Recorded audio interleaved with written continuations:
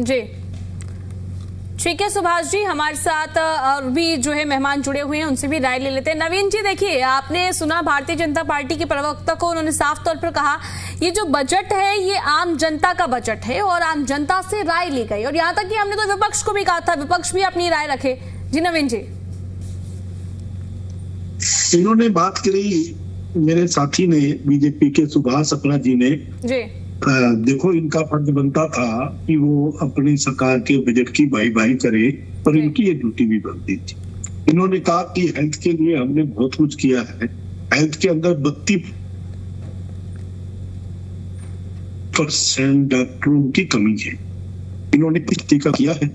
इन्होंने public health के हालात ये है कि आज मेन और खाली करने के लिए भी इनके पास कर्मचारी नहीं है। आज हालात ये है, सीवर व्यवस्था आज थोड़ी सी, केवल 2 बरसात आ जाए, 2 mm बरसात आ जाए तो सारे शहरों के अंदर पानी खड़ा हो जाता है, निकासी की व्यवस्था नहीं है। पानी, पीने का पानी ट्यूबवेलों पर आश्रित है, जिसका TDS 350 से लेकर के 700 तक है TDS। उसका मतलब सभी के गोडे जाम हो जाएंगे, उनकी हड्डियां कमजोर हो जाएंगी, सोरे का मात्रा बहुत ज्यादा है पानी के अंदर। इनके पास कोई, उन्होंने इस हेल्थ सेक्टर के लिए काम नहीं करने की बात करी। हमारे यहाँ घग्गर नदी बहती है सिरसा के अंदर, घग्गर नदी में गंदा पानी है, जिसके कारण हमारा पूरा इलाका सिरसा का कैंसर से पीड़ित है। इन्होंने कैंसर की बीमारी को लेकर के, इन्होंने इकोनॉमिक्स के बच्चों के पास बैठ करके डिस्कस तो कर लिया, लेकिन जो धरातल के ऊपर आज कैंसर की सिरसा के अंदर हर 7वां आदमी कैंसर से पीड़ित है। आप यहाँ की डाटा निकलवा करके और ये देख लीजिएगा कि 7वां आदमी कैंसर से पीड़ित है। इन्होंने कैंसर के लिए कोई प्रावधान नहीं किया उनके अंदर, या उनको कोई बजट देने की बात नहीं करेगी, क्योंकि हर घग्गर के पानी के कारण नीचे का पानी गंदा हो गया और वो ट्यूबवेलों के माध्यम से शहरों में सप्लाई हो रहा है। तो जो पानी की व्यवस्था है, इन्होंने किसानों की बात करी, किसानों के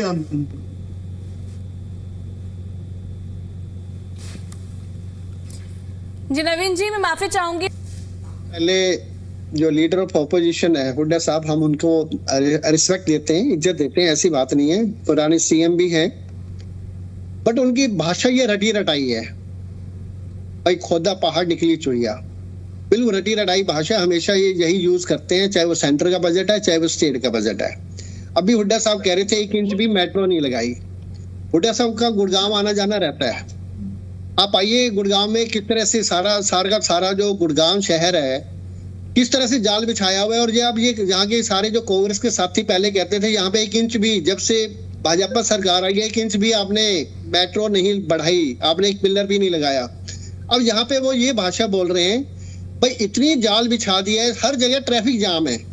शायद हुड्डा साहब को पता ही नहीं है गुड़गांव में क्या हो रहा है। अभी नया कॉरिडोर भी अभी 2 दिन पहले विधानसभा में चर्चा करी है माननीय नायब सिंह सैनी जी ने, एक नया कॉरिडोर बनाया जा रहा है मेट्रो के लिए गुड़गांव से फरीदाबाद, जो आगे तक जाएगा, जिसका फायदा हरियाणा को होगा। सिर्फ ये नहीं, मतलब इसी एरिया को होगा, पूरे हरियाणा को होगा, NCR को होगा।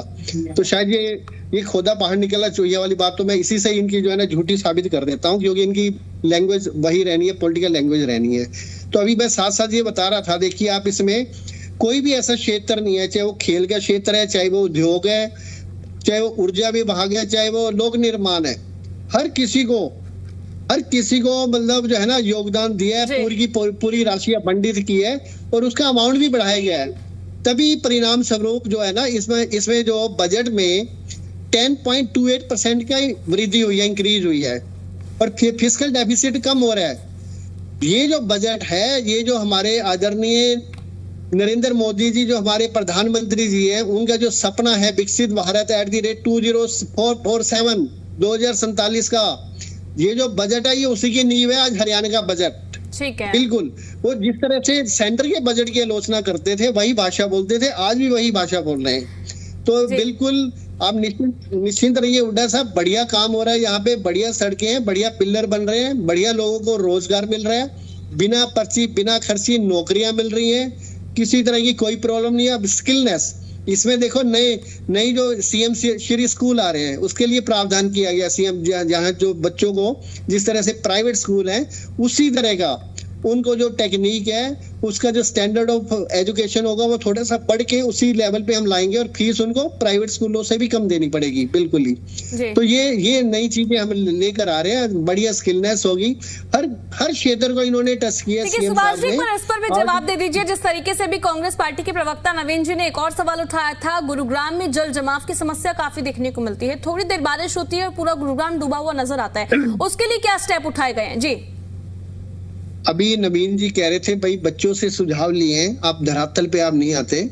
ये बच्चे भी दूर दराज से आते हैं, बच्चे छोटे बच्चे नहीं है, स्कूल के बच्चे नहीं है, दे आर एडल्ट बच्चे हैं, 20-22 साल के बच्चे होते हैं जो एमए या बीकॉम फाइनल में हो जाता है बच्चा। तो ये दूर दराज से आते हैं, मेवात एरिया से भी आते हैं, गाँवों से भी आते हैं। तो ये धरातल उनको सारा पता होता है, पढ़े लिखे हैं बच्चे। और साथ ही साथ जहाँ पे आप जल भराव वाली बात कर रहे हैं, आप प्लीज आप सुनिए, आप बाद में बोले ना मैडम, टाइम इनको जरूर देना। जल भराव जो स्थिति है ना, ये भाजपा का राज अब आया है 11 साल से। ये जो गुड़गांव की जो नींव है ना, जो नींव रखी है, ये जो सड़कों में जो भ्रष्टाचार हुआ है, ये जो सिस्टम है, ये सारा कांग्रेस सरकार की देन है। ये जो उन्होंने किया है, बिल्कुल अब जो नया जो क्षेत्र है, जो नया जो डेवलपमेंट हुआ है, वो सारा का सारा बिल्कुल वेल प्लान्ड उसका डेवलपमेंट हो रहा है, वहां पे कोई समस्या नहीं है। ये जो पुराना गुड़गांव है, जो काफी सालों से जब कांग्रेस ने राज किया 50 सालों से, ये उसकी देन है। उसकी नालियां भरी जा रही हैं, उसमें रिपेयर हो रही है, फिर भी हम उसमें बहुत सुधार कर रहे हैं। आज देखो, आप पुराने टाइम में कभी कूड़ा उड़ता था क्या इस तरह से आपके घर के दरवाजे पे? सुबह सुबह रिक्शा वाला आ जाता है, गाड़ी आ जाती है, जी कूड़ा आप लाइए, उठाइए। जितना भी कूड़ा है वो डस्टबिन में डाला जाता है और सफाई होती है, ऐसी बात नहीं है। पूरा का पूरा जो गुड़गांव है सीसीटीवी से लैस है, नए थाने बनाए जा रहे हैं, परिणाम स्वरूप जो है ना उसका जो क्राइम रेट है। ठीक है नवीन जी, अब अपनी बात को आप रखिए और अपनी बात को कंटिन्यू कीजिए। जी नवीन जी। मेरे साथी ने, मैंने 2-3 पॉइंट उठाए थे, उन्होंने उनका काम है वो और बड़े तरीके से अपनी बात को रखना। मैंने हेल्थ की बातों के करीब आपके ऑडियो में प्रॉब्लम हो रहा है, आपके ऑडियो को ठीक करवाते हैं। फिलहाल मैं आपके पास दोबारा लौटूंगी, अभी ऑडियो में थोड़ा प्रॉब्लम हो रहा है। आईएनएलडी से प्रवक्ता भी जुड़े हुए हैं, विकास मेहता जी। विकास जी, पहले अब आप अपनी राय को रख दीजिए। जिस तरीके से आपने भारतीय जनता पार्टी की प्रवक्ता को सुना, साफ तौर पर कहते हुए नजर आए, ये जो हमारा बजट है सभी वर्गों के लिए है, इसमें ऐसा कुछ नहीं, और विपक्ष का काम है राजनीति करना। जी विकास जी। देखिए, विपक्षी पार्टियां, विपक्ष की सभी पार्टियां, राजनीति करने का अधिकार है सबको, लेकिन जो आवाज है जनता की, वो तो देखो विपक्ष ही उठाएगा। इस बजट के अंदर सिर्फ और सिर्फ फिर भारतीय जनता पार्टी के साथी ये कह देंगे कि ये तो पहले से ही तय है, ये विपक्ष वाले ऐसे कहेंगे। लेकिन मैं ये सच में यही जो आज का जो बजट है, ये एक आंकड़ों के खेल में उलझाने का सिर्फ और सिर्फ बजट में जो खेल दिखाया गया है। और ग्रास रूट पर पिछले 12 वर्ष से ही अभी तक ये कुछ नहीं कर पाए हरियाणा प्रदेश को सुधारने के लिए। अभी भारतीय जनता पार्टी के एक साथी प्रवक्ता ये कह रहे थे कि सुबह सुबह गाड़ी आ जाती है कूड़ा उठाने के लिए। हमारे फतेहाबाद में जो यहाँ सफाई का टेंडर हुआ है, उसमें अभी 2-3 बार जो सफाई का जो टेंडर, जो कंपनी है जिसने टेंडर लिया है, उसे नोटिस जारी किए गए हैं, जुर्माना किया गया है। कोई जो नीति थी सफाई टेंडर के अंदर, जो लिमिटेशंस थी, उसके अंदर ये लिखा गया था कि जो सफाई वाली जो गाड़ी है जो कूड़ा उठाकर लेके जाती है, उसके ऊपर कपड़ा होना चाहिए, वो ढकी हुई होनी चाहिए। एक जो डस्टबिन को उठाकर गाड़ी में डालने वाला एक जो सहायक है ड्राइवर का, वो होना चाहिए, वो भी नहीं है। हर प्रकार से हर सफाई में हर क्षेत्र में हरियाणा प्रदेश की जनता को लूटा जा रहा है, उन्हें उलझाया जा रहा है सिर्फ आंकड़ों में। अगर ये किसी प्रकार की कोई दुर्घटना होती है तो उसे भुलाने के लिए किसी और तरफ मोड़ देते हैं। आज उसी तरीके से बजट को सिर्फ आंकड़ों में उलझाया जा रहा है। ग्रास रूट पर ऐसा कुछ भी दिखने को नहीं मिलेगा और ना ही पहले मिला है। जी ठीक है नवीन जी, अब अपनी बात को रखिए, आप कंटिन्यू कीजिए। हाँ, मैं ये कह रहा था ना कि ये ना तो स्कूलों में पढ़ाने के लिए टीचर प्रॉपर तरीके से, ये नए स्कूलों की बात कर रही है। नवीन जी, आपकी ऑडियो में अभी भी थोड़ा प्रॉब्लम हो रहा है, शायद नेटवर्क इशू है। ठीक है, हमारे साथ आगे बढ़ती हूँ, मैं आपके पास आऊंगी और हमारी टीम उस पर काम कर रही है।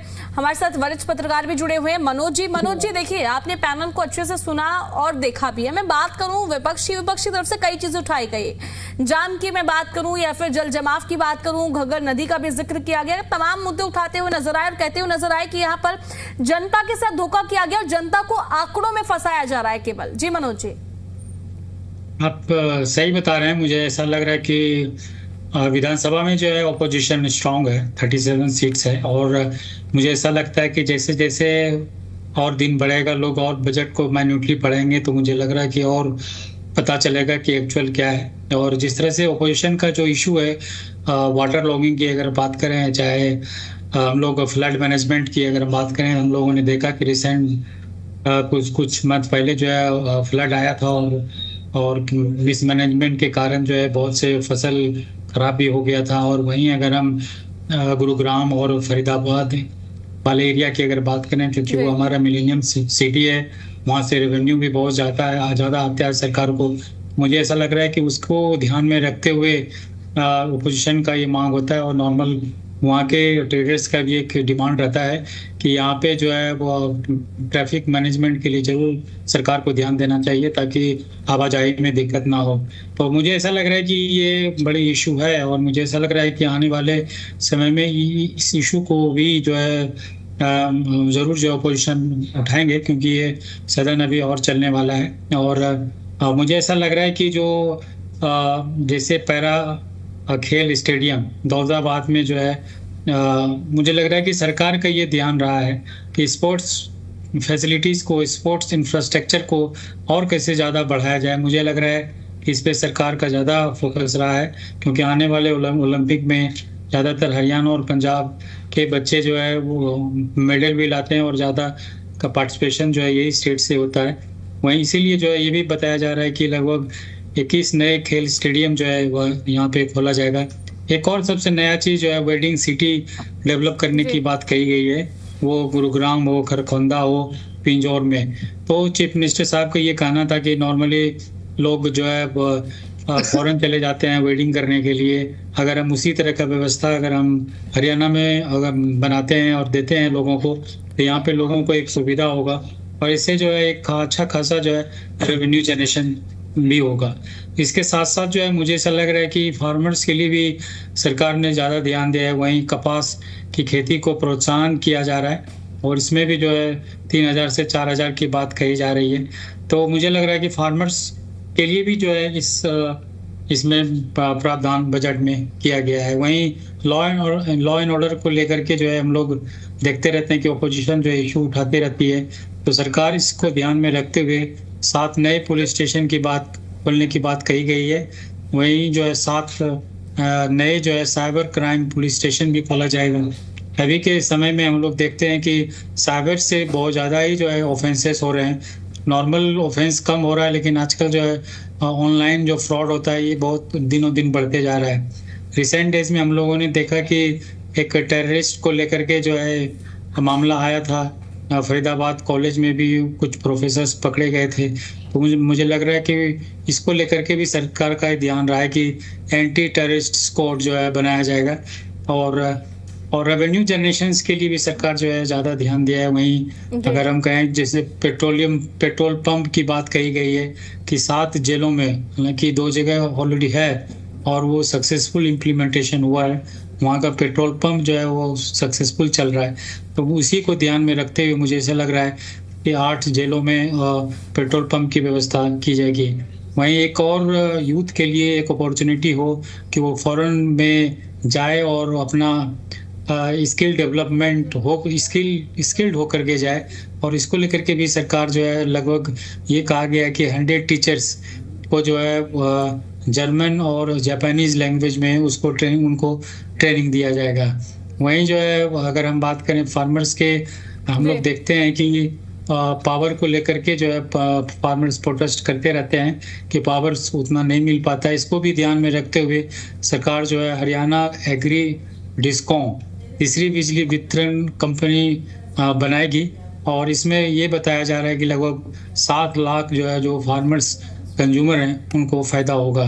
तो मुझे ऐसा लग रहा है कि ये सब भी एक सरकार को ध्यान में रखा गया है। ओल्ड एज नॉर्मली सरकार का ये ध्यान रहता है कि जो ओल्ड एज में पर्सन चले जाते हैं उनको जो है तीर्थ पे भेजा जाए, तो इसको लेकर के भी जो है सरकार लगभग 50 इलेक्ट्रिक बसेस को खरीदने की बात कही गई है। सरकार ने एक अभियान के तहत जो है लोगों को तीर्थ स्थान हो, अयोध्या हो, चाहे अमृतसर हो या और जो जहाँ पे जो है लोग तीर्थ के लिए जाते हैं तो उनको भी प्रमोशन करते हैं और उनके फ्री सुविधा देते हैं। तो मुझे लग रहा है कि इसके लिए भी जो है सरकार जो इस पे ध्यान दिया गया है। वहीं यूथ के लिए मॉडर्न लाइब्रेरी की बात कही गई है कि प्रत्येक डिस्ट्रिक्ट में जो है मॉडर्न लाइब्रेरी भी बनाया जाएगा। ठीक है सुभाष जी, देखिए अब ये बताइए आप, जैसे कि आपने सुना कहा जा रहा है ये इस बजट में जो है सीधे तौर पर जनता को जो है ना आंकड़ों में उलझाने का कार्य किया गया और कुछ नहीं किया गया। जी सुभाष जी।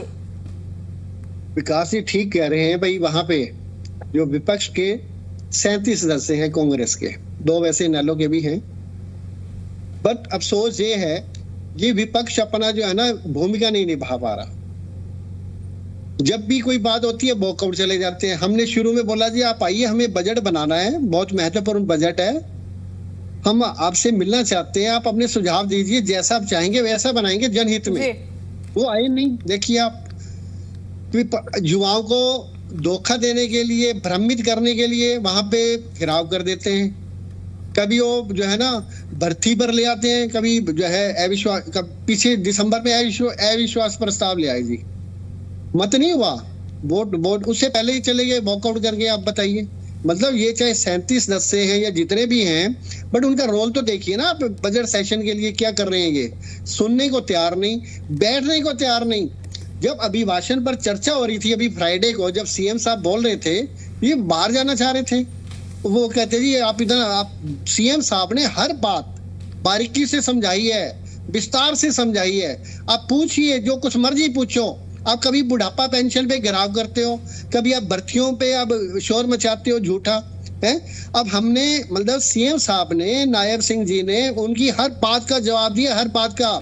तो वो विपक्ष तो मुंह की खानी पड़ी उनको, मतलब उनके पास कुछ है ही नहीं, सिर्फ यही आज वो भाषा बोलने जी, खोदा पहाड़ निकली चोहिया, वो भाषा यही होनी है। अब आगे भी यही होने वाली है और चिंता वाली बात नहीं है। 2047 तक कुछ इनके पल्ले कुछ नहीं आने वाला। जो मोदी साहब का जो सपना है, आज ये देखिए ना आप जी। ठीक है, नवीन जी से मैं जवाब ले लेती हूँ। नवीन जी देखिए, विपक्ष जो है लोकतंत्र में अहम भूमिका निभाता है। अब मैं बात करूँ, आपने तमाम मुद्दे उठाए, सड़कों की बात की जाए या फिर जल जमाव की बात की जाए, घग्गर नदी की करूँ मैं, आपने कई मुद्दे उठाए। तो ये जब मुद्दे सजेशन में मांगे गए तो कांग्रेस पार्टी ने अपना जो है अपनी राय क्यों नहीं रखी, क्यों नहीं सजेशन दिया उस समय पर? जी मैं अभी मेरे साथी सुभाष जी की बात का जवाब दे दूं कि ये अविश्वास प्रस्ताव लेकर के कांग्रेस को अविश्वास प्रस्ताव लेकर के आना पड़ा। जब कांग्रेस की बात, जो जनता की आवाज थी, वो भारतीय जनता पार्टी की सरकार सुनने के लिए तैयार नहीं थी। हमें पता था कि हम बहुमत में नहीं है, हम आपकी सरकार को गिरा नहीं सकते। केवल अविश्वास प्रस्ताव के माध्यम से हम जनता की बात को पटल पर रख करके आपकी आंखें खोलना चाहते थे, इसलिए आपके खिलाफ अविश्वास प्रस्ताव लेके आए। हमारे पास वोट नहीं थे कि हम आपको गिरा देंगे आपकी सरकार को, लेकिन मजबूर किया आपको कि आप जनता की आवाज को सुनो और उन मुद्दों को सुनो जो हम आपको सुनाना चाहते थे। नंबर 1 बात। दूसरी बात, आप ने कहा कि हमने आपको बुलाया और आप जैसा कहोगे वैसा। आपको शायद पता नहीं कि हमने लिखित रूप से और समय पर आपको बजट के अंदर प्रावधान करने के लिए दिया, लेकिन आपने हमारे सुझावों पर गौर करना उचित नहीं समझा। केवल मात्र आपने 13 बैठकें करी, ड्रामा किया और एक ढकोसला किया कि हम जनता की आवाज सुन रहे हैं, केवल मात्र इसके अलावा। क्योंकि आपको प्रेस मैनेजमेंट, आपको मीडिया मैनेजमेंट, आपको ये क्या कहते हैं उसको कार्यक्रम बनाना और बड़ा प्रचार करना, वो बखूबी आपको सरकार को आता है और वो आप करते हो। करना कराना आपको कुछ नहीं होता। आदरणीय भूपेंद्र सिंह हुड्डा जी ने खोदा पार निकली चुईया ऐसे ही नहीं कहा, क्योंकि आप लोगों का काम केवल मात्र ये है कि ड्रामा करके और एक गुब्बारा बनाना भी। आप बहुत बढ़िया बजट पेश कर रहे हैं, कॉरिडोर बना रहे हैं, बनाएंगे कब, कोई टेक नहीं है। हम मेडिकल कॉलेज बना दिए, 17 तो चालू कर दिए, कॉरिडोर 2 दिन में बन जाता है क्या? एक एक करके ना आप उसकी जो आपने मेडिकल कॉलेज पूरे हरियाणा उस पर श्वेत पत्र जारी करिए, कितने मेडिकल कॉलेज आपकी सरकार ने बनाए हैं और जो चालू हो गए। आपने अभी कहा कि 17 मेडिकल कॉलेज हमने चालू कर दिए, उन 17 का विवरण दीजिए ना, कौन कौन से आपने बना दिए जो चालू हो गए। 17 की 17 जो आपने 17 का नाम लिया कि 17 हमने बना करके चालू कर दिए इन 10 सालों में। उन 10 सालों में आप विवरण दीजिए कौन से 17 आपने बनाए हैं। ये लोग केवल मात्र बेरोजगारी की बात करते हैं। आप देखिए एक केवल मात्र जो पीएम क्लास के जो इन्होंने 24-25 हजार लगवाए थे, जिनमें डॉक्टरेट भी हैं, पीएचडी भी है, डिग्री होल्डर भी हैं, जिनमें इंजीनियर बच्चे भी हैं, जिनमें वो पीएम जरूर इन्होंने लगाए हैं। इन्होंने जो एसपीओ भर्ती करे वो हरियाणा के 2 16 बाहर के, इन्होंने जो एचसीएस भर्ती करे हरियाणा का 1, बाकी बाहर के। इनका काम गुजरात के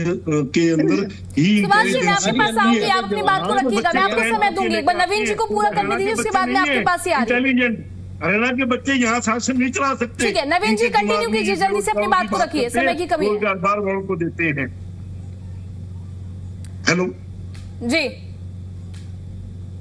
ये रोजगार देते हैं बाहर के बच्चों को और बात करते हैं हरियाणा के अंदर रोजगार देने की बात। हरियाणा को रोजगार देते हैं जो HKRM के माध्यम से कच्चे रोजगार देते हैं, जिनकी तनख्वाह 25, उनके साथ शोषण किया जा रहा है, उनसे पूरा टाइम उनकी नौकरी कराई जाती है, पूरा काम लिया जाता है, तनख्वाह उनको मिलती है कच्चे कर्मचारी की। और उनको लॉलीपॉप क्या दिया कि हम आपको हटाएंगे नहीं, पक्का कर दिया तुम्हें, कच्चे रोजगार दे दिए, तनख्वाह उनकी कच्चे वाली, और बोले जी आपको हटाएंगे नहीं आपसे। पर नवीन जी पहले ये भी तो मांग की जाती थी ना, वो पक्के नहीं, अब तो पक्का करने का भी काम कर दिया है ना। सैलरी क्या दे रही है? सैलरी तो ठीक है, पहले से पहले मुद्दा उठाया जाता था कर्मचारी पक्के नहीं है, उनकी नौकरी कच्ची है, अब तो पक्का करने का तो काम किया। ठीक है सुभाष जी अपनी बात को रखिए। मतलब क्या होता है मैडम?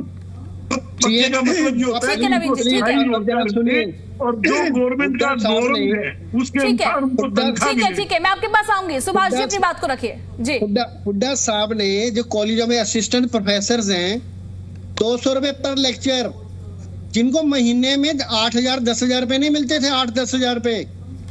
जिस दिन संडे है, कोई जिस दिन लेक्चर नहीं होगा उस दिन पैसे नहीं मिलेंगे, जिस दिन छुट्टी होगी पैसे नहीं मिलेंगे। 8,000 10,000 सैलरी मिलती है। असिस्टेंट प्रोफेसर जो PhD है, जो नेट है, वेल क्वालिफाइड होती है, जो सबसे बड़ी क्वालिफिकेशन होती है। सीएम साहब कितना दे रहे हैं? 57,700 और उन्हीं को जॉब सिक्योरिटी दी है 58 साल तक। तो ये कच्चे पक्के की कहानी हम आपको बता रहे हैं। ये हुड्डा साहब की सरकार की बात बता रहा हूं मैं।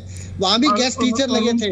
ठीक है सुभाष जी देखिए, जनता को पता है, जनता ने आपको चुन के रखा है, पिछली सरकार ने क्या किया ये छोड़ो, अभी फिलहाल जो मुद्दा है ये बजट का ही है। माफी चाहूंगी मैं आपको बीच में रोक रही हूँ, समय की कमी है। ठीक है सुभाष जी, नवीन जी और विकास जी।